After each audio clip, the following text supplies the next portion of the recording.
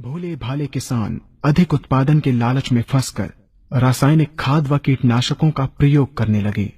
बैलों की जगह ट्रैक्टर से जुताई होने लगी। शुरुआत में कम रासायनिक खादों के प्रयोग से अधिक उत्पादन हुआ।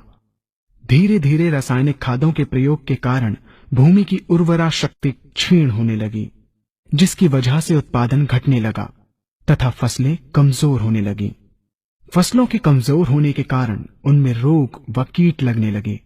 रोग व कीटों से फसल की सुरक्षा के लिए और अधिक कीटनाशकों का प्रयोग होने लगा। एक तरफ ज्यादा उत्पादन के लिए अधिक रासायनिक खादों का प्रयोग होने लगा, वहीं दूसरी तरफ फसलों को रोग व कीटों से बचाने के लिए अधिक विषाक्त कीटनाशकों का प्रयोग बढ़ गया, जिसके कारण उत्पादन लागत बढ़ी और किसान को लाभ कम होने लगा, बल्कि छोटे किसान कर्ज में डूबने लगे। धीरे धीरे भूमि की उर्वरा शक्ति क्षीण होने से भूमि बंजर होने लगी। रासायनिक खाद व कीटनाशकों के कारण खाद्यान्न भी विषाक्त हो गए तथा जलवायु भी प्रदूषित हो गई, जिसके कारण मानव पशु पक्षियों के स्वास्थ्य पर प्रतिकूल प्रभाव पड़ा, जिसका परिणाम आपके सामने है। मानव स्वास्थ्य पर रासायनिक खादों के पड़ने वाले प्रभाव को आप ऐसे समझें। जब किसान फसल में रासायनिक खाद डालता है तो रासायनिक खाद में उपस्थित विषाक्त रसायन जल में घुलकर सबसे पहले जल को प्रदूषित कर भूमि के अंदर उपस्थित केचुए व सूक्ष्म जीवाणुओं को मार देता है। ये बात सभी किसान अच्छी तरह से जानते हैं कि केचुए व अन्य सूक्ष्म जीवाणु भूमि की उर्वरा शक्ति को बढ़ाने के लिए अति आवश्यक होते हैं। विषाक्त रसायन के कारण इनकी मृत्यु हो जाने से भूमि की उर्वरा शक्ति नष्ट हो जाती है तथा भूमि कठोर होकर बंजर होने लगती है।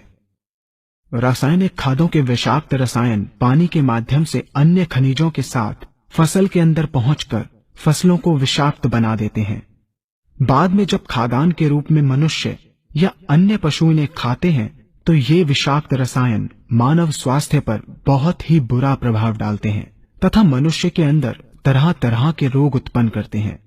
जब हम जैविक खाद का प्रयोग भूमि पर करते हैं तो जैविक खाद पानी में मिलकर पानी को प्रदूषित नहीं करती।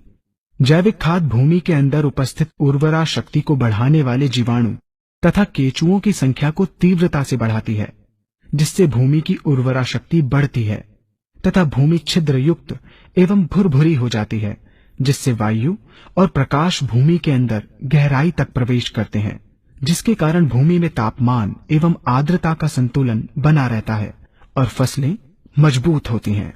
जैविक खाद में विद्यमान तत्व खाद्यान्न के माध्यम से मानव व पशु पक्षियों के शरीर में पहुंचकर स्वास्थ्य लाभ पहुंचाते हैं।